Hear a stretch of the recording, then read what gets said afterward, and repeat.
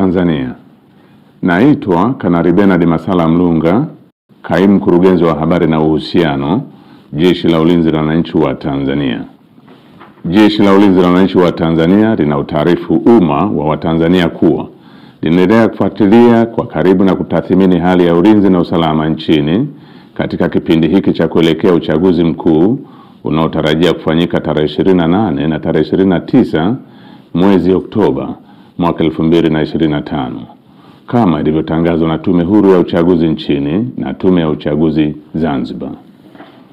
Kwa ujumla, Jeshi la Ulinzi la Wananchi wa Tanzania linaridhishwa na hali ya usalama iliyopo nchini katika kipindi hiki ambacho vyama vya siasa vinaendesha kampeni zao kwa kuzingatia matakwa ya kisheria, kuheshimiana na kuvumiliana kunakooneshwa kupitia kwa wagombea wao wa ngazi za urais,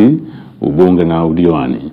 Jeshi la Ulinzi la Wananchi wa Tanzania linaviomba vyama vya siasa kuendeleza hali ya amani na utulivu wakati wote wa kampeni, kupiga kura na baada ya kupiga kura. Katika hatua nyingine,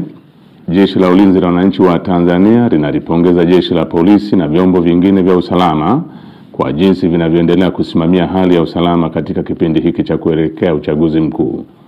Aidha, jeshi linawapongeza wananchi kwa kuendelea kutumia haki yao ya msingi ya kushiriki kwa amani na utulivu katika kusikiliza sera za vyama mbalimbali kupitia mikutano ya hadhara inayoendelea kufanywa na vyama vinavyoshiriki uchaguzi mkuu kwa ngazi mbalimbali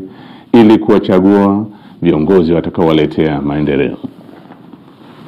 Pamoja na hali ya amani na utulivu iliyopo, bado kumeendelea kujitokeza baadhi ya watu wanaojiita wanaharakati kutoka ndani na nje ya nchi kutumia mitandao ya kijamii kupotosha umma kwa kuweka maudhui yenye kuleta uchochezi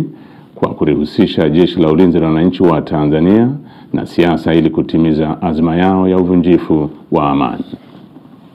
Jeshi la Ulinzi la Wananchi wa Tanzania linaomba umma wa Tanzania kupuuza machapisho au taarifa ambazo zimekuwa zikionekana kwenye mitandao ya kijamii.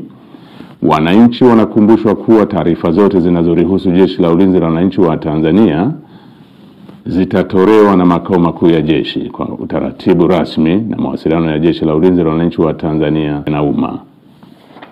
Jeshi la Ulinzi la Wananchi wa Tanzania likiwa sehemu ya vyombo vya ulinzi na usalama vyenye dhamana ya ulinzi nchini,